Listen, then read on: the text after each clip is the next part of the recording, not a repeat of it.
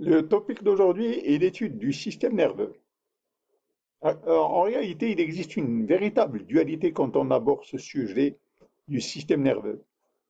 Parce qu'il existe un système nerveux central, un système nerveux périphérique, il existe aussi un système nerveux sensitif et un système nerveux moteur.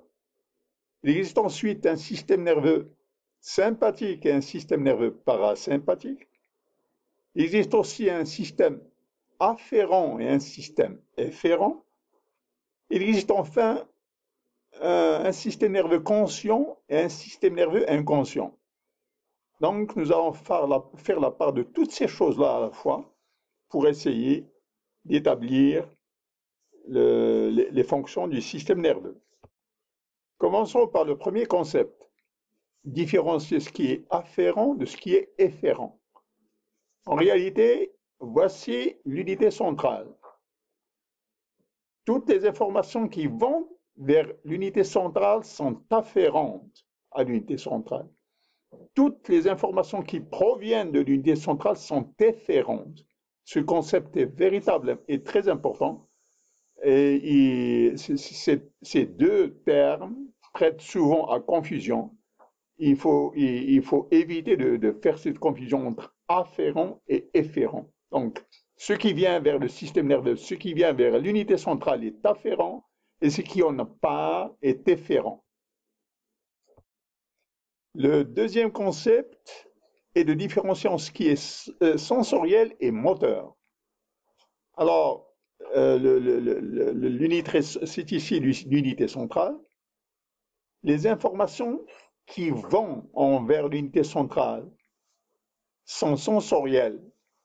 Les informations qui proviennent de l'unité centrale sont motrices. Et les voies d'accès vers l'unité centrale sont le système nerveux périphérique, soit pour emmener l'information sensorielle, soit pour emmener l'information motrice. Voyons maintenant ce qu'on est de l'unité centrale. En réalité, il existe 5 fonctions importantes de l'unité centrale. Le premier rôle de l'unité centrale est de stocker l'information. Ensuite, de procéder à la comparaison de l'information. Ensuite, d'intégrer l'information et de procéder au processing de l'information avant d'envoyer la commande, la 5e fonction qui est d'envoyer la commande. Maintenant, voyons les choses un peu en profondeur.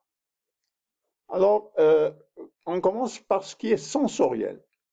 Ce qui est sensoriel, on le divise en ce qui est des sensations générales et des sensations spécifiques. Alors, les sensations générales, il en existe deux, les sensations qui sont viscérales et les sensations qui sont somatiques. Alors, qu'est-ce que c'est qu'une sensation générale? Eh bien, elle est générale parce que si vous prenez par exemple le toucher, il vient pratiquement de toutes les régions du corps. Par contre, quand il s'agit du système des sensations viscérales, ce sont des sensations qui proviennent des parties profondes du corps, qui proviennent des viscères. Les crampes abdominales appartiennent aux viscères. Les diarrhées, les sensations du tube digestif sont profondes. Et la douleur est du type et n'est pas du type aigu. Elle est sourde. C'est une douleur qui est sourde. La douleur viscérale, les sensations viscérales sont des douleurs sourdes par opposition aux douleurs aiguës qui proviennent de la peau. Le second versant, les sensations somatiques, alors elles sont superficielles. La douleur, la température, le toucher, les vibrations, la proprioception. Qu'est-ce que c'est la proprioception? C'est le sens de la position. C'est comment le corps, c'est comment le corps se situe dans l'espace. Toutes ces sensations proviennent du système locomoteur. Alors, comme on a abordé les sensations générales, maintenant voyons ce qu'il en est des sensations spéciales. Elles sont spéciales, pourquoi? Parce qu'elles sont spécifiques à des régions. La vision, elle est spécifique. L'olfaction, elle est spécifique. Le goût, le goût de la langue, il est spécifique. En réalité, la langue, il existe plusieurs sensations au niveau de la langue. Il existe des sensations générales, du toucher et de la température, mais il existe aussi des sensations spéciales du goût. Pour l'audition, il existe deux types de sensations en ce qui concerne l'audition. Le système cochléaire s'occupe de l'audition spécifiquement, proprement parlant, alors que le système vestibulaire, lui, il s'occupe de l'équilibre. Alors, comme on a vu, le sens de la vision, l'olfaction, le goût, l'oreille, on va voir le sens de l'équilibre. Je veux dire, l'audition, on va voir le sens de l'équilibre et de la position. La proprioception, c'est la position du corps. Le cerveau identifie les positions corporelles dans l'espace, des membres, des articulations. Et toutes ces sensations appartiennent au système locomoteur squelettique. Les articulations, les capsules, les ligaments, les tendons, tous ces récepteurs qui existent au niveau de ces régions envoient des informations proprioceptives pour donner une idée au corps de la position et de l'attitude de chaque muscle, de chaque articulation et de chaque membre. Alors, comme on a vu le système social, maintenant, on va passer au système moteur. Alors, le système moteur, il inclut deux types. Il est le système moteur somatique et le système moteur automatique. Somatique, pourquoi? Parce qu'il dépend de la volonté. Quand le cerveau donne un ordre à un muscle de fléchir, quand il donne un ordre aux membres de marcher, il s'agit d'une réponse somatique motrice. Par contre, il existe des mouvements qui sont en dehors du contrôle. Les contractions du cœur ne sont pas sous contrôle. Le cœur continue de battre en dehors de la conscience. Et il en est de même du péristaltisme. Il en est de même aussi de la sécrétion des glandes, des glandes sécrétoires. Tout ce système-là, il est en dehors de la volonté. C'est un système moteur qui est en dehors de la volonté. En réalité, dans le système moteur, il existe deux types. Le premier, on l'appelle le système sympathique, et le second, on l'appelle le système parasympathique. Alors, le système sympathique, c'est la réponse du corps vis-à-vis du stress, vis-à-vis de la peur. Les anglo-saxons disent de fight and flight, combat ou sauve-toi. Par contre, le parasympathique, lui, c'est le système du confort. C'est le système, pour les anglo-saxons, ils emploient l'expression de digest and rest. C'est le système pour se reposer, pour se relaxer et pour digérer un peu les aliments. Et c'est la fonction essentielle du parasympathique. Alors, récapitulons.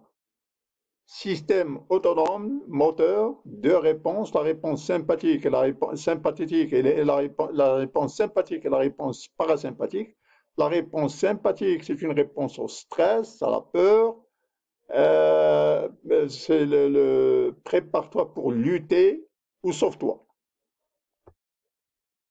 Le parasympathique, par contre, et comme on a dit, c'est le système du confort, c'est le système du relax, C'est le système du rest and digest, c'est-à-dire repose-toi et digère. Maintenant, nous allons aborder l'organisation du système nerveux. En réalité, il existe le système nerveux central qui inclut le cerveau et la moelle. Eh bien, ce système nerveux central, on distingue trois parties. On distingue le forebrain, le midbrain et le hindbrain. Forebrain ou prosencéphalon. Alors, le forebrain ou prosencéphalon, il inclut le télencéphalon qui est à la périphérie ici et le diencéphalon qui est en profondeur. Voilà les deux éléments essentiels du forebrain ou du prosencéphalon. Le midbrain, il est au milieu, c'est le mésencéphalon, alors que le hindbrain, il est constitué du rhombencéphalon, trois éléments, le cervelet, les pons et la médula.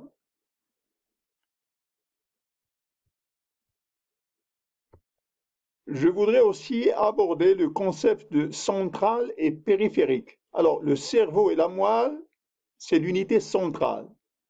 Par contre, les nerfs rachidiens ou les nerfs tout courts qui émanent de la moelle épinière ou du bulbe constituent le système nerveux périphérique. Donc, je récapitule.